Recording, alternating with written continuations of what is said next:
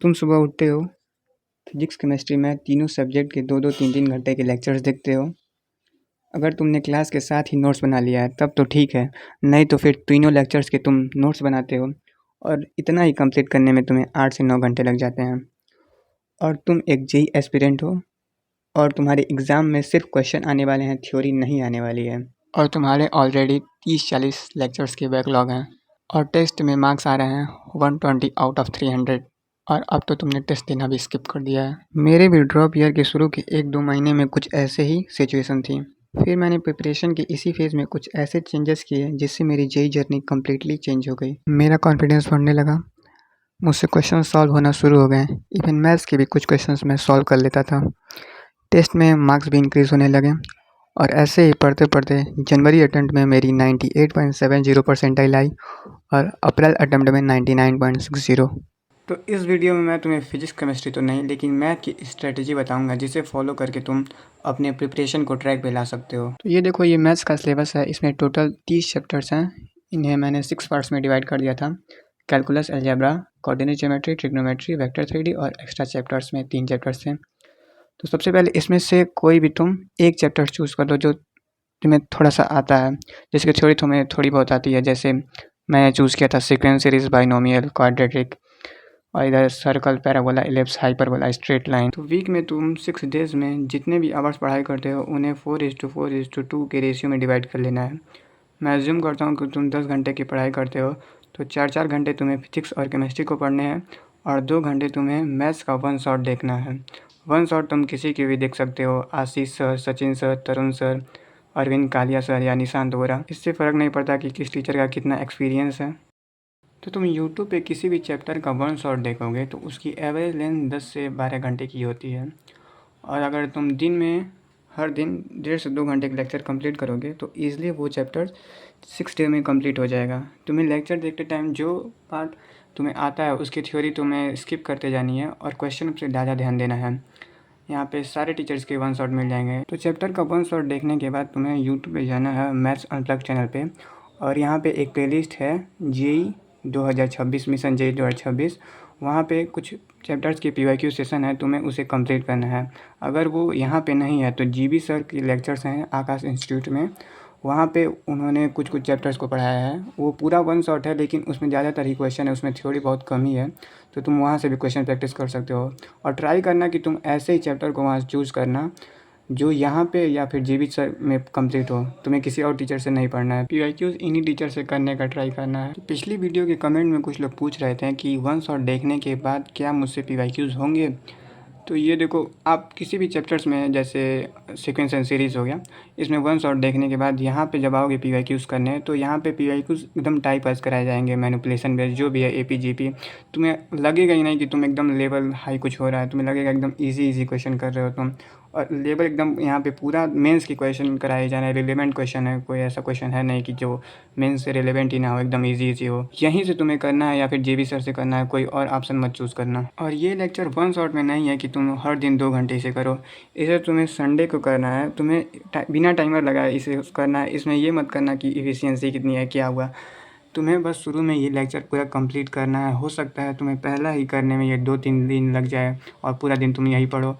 ये मत सोचना, क्योंकि मैंने जीबी सर का एक वीडियो देखा था, मैंने बहुत वीडियो में उनसे सुना है कि वो बोलते हैं कि तुम्हें सिर्फ जेईई मेंस में 6 क्वेश्चन करने चाहिए।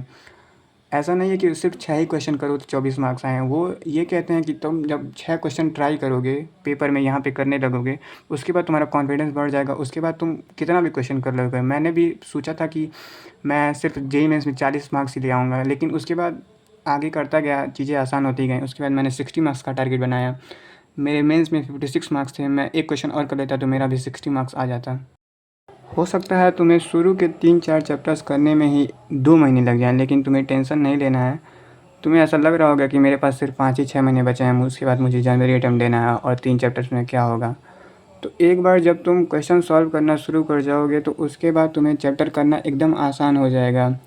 अभी तक तुमने कभी मेंस का क्वेश्चन किया ही नहीं है, अभी तक तुम बस क्लास ही देख रहे थे, क्वेश्चन कर ही नहीं रहे थे। जब तुम क्वेश्चन करने लगोगे तुम्हें कॉन्फिडेंस आने लगेगा। ये मेरा सीक्वेंस एंड सीरीज़ का नोट्स है। इसमें तुम देखो मैंने लिखा क्या है, सीक्वेंस एंड सीरीज़। इसमें बस फार्मूला लिख दिया, अर्थमेटिक प्रोग्रेशन इसमें जो जो इंपॉर्टेंट चीज़ है बस वही लिखो, हर चीज़ लिखने की ज़रूरत नहीं है। यहाँ पे देखो अर्थमेटिक जियोमेट्रिक प्रोग्रेशन, यहाँ पे मैंने लिख दिया। टॉपिक तो आपको सारा लिखना है, ये मैंने पिछली वीडियो में बताया था सीक्वेंस कितना इंपॉर्टेंट है। यहाँ पे बस ऐसे ही लिख दो, यहाँ से लिखने के तुम्हें समझ में आ जाएगा इंपॉर्टेंट फॉर्मूले, और कुछ लिखने की ज़रूरत नहीं है। यहाँ पे भी जो एक्सपेंशन नहीं लिख दिया, ये PNC है, देख सकते हो तुम मैंने क्या कैसे लिखा है। और एक चीज़ मैं तुम्हें दिखाता हूँ, देखो ये मैंने लिखा है छोड़ो। तो इसका रीज़न ये है कि ये एक टॉपिक है एप्लीकेशन ऑफ मल्टीनोमियल थ्योरम। तो ये टॉपिक मुझे इंपॉर्टेंट लग रहा था, इस इंपॉर्टेंट नहीं, मुझे ये टफ लग रहा था, तो मैंने यहाँ पे लिख दिया छोड़ो, इसको मतलब नहीं करना है। लेकिन मैंने इस टॉपिक को यहाँ पे लिखा है जिससे अगर एग्ज़ाम पेपर में मुझे कभी एक क्वेश्चन दिखेगा तो मुझे ऐसा नहीं लगेगा कि ये क्वेश्चन कहाँ से आ गया, क्या हो गया।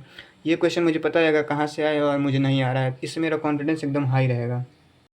तो एक बार तुमने कुछ चैप्टर्स कंप्लीट कर लिया, 2-4 चैप्टर्स, उसके बाद तुम्हें क्या करना है, ऐसे PYQs बुक लेनी है और उसमें सारे क्वेश्चन करते जाने हैं। जिसमें कुछ क्वेश्चन तुमको नहीं आएंगे, टफ होंगे, तो एकदम उसको छोड़ देना है। अगर 100 क्वेश्चन किसी चैप्टर में है तो तुम्हें 10 क्वेश्चन नहीं आएंगे और उन्हें करना भी नहीं है। अगर तुम्हें 99.5 लाना है या उससे ज़्यादा, अगर तुम्हें 100% लाने हैं तो तुम्हें सारे क्वेश्चन करने हैं।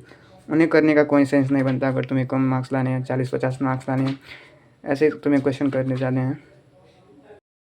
ये सब क्वेश्चन देख के लगता है कि मतलब कितना ही टफ होगा, ये सब कौन करता होगा, कैसे होता होगा। तो मुझे भी एकदम ऐसे ही लगता था, ये सब कुछ समझ में ही नहीं आता था। लेकिन जब तुम इजी इजी क्वेश्चन करते जाओगे ना तो इस सब से फेमिलियर हो जाओगे, उसके बाद ये सब देख के डर नहीं लगेगा। अगर तुम्हारे मन से एक बार डर खत्म हो गया, ये देखो क्वेश्चन ये तो मतलब टफ है ही, ये क्वेश्चन मुझे भी नहीं आता, मैंने ऐसे कुछ क्वेश्चन छोड़ भी दिए हैं यहाँ पे, जो यहाँ पे देखो बहुत सारे क्वेश्चन छोड़ दिए हैं, नहीं आ रहे थे। और ये सब थोड़ा सा मेंस पे डिलीट भी हो गया था, ये सब मैंने अच्छे से किया था। और तुम्हें क्या करना है कि क्योंकि तुमने नोट्स तो बनाए नहीं हैं तो तुम्हें रिवीजन करने में दिक्कत तो होगी, क्योंकि थ्योरी पढ़ने से रिवीजन होता नहीं है। तो तुम्हें हर चैप्टर में वो क्वेश्चन तो इम्पोर्टेंट मार्क करना है, या जो इम्पोर्टेंट है जैसे वो टफ है।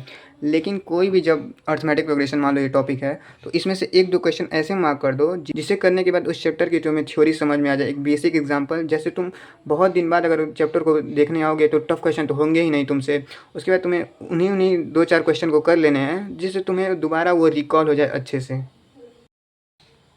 बिलीव मी, अगर 2 महीने भी तुमने जो मैं कह रहा हूँ उसे तुमने फॉलो कर दिया और 5 चैप्टर कंप्लीट कर लिए, उसके बाद तुम्हारा कॉन्फिडेंस एकदम हाई होगा।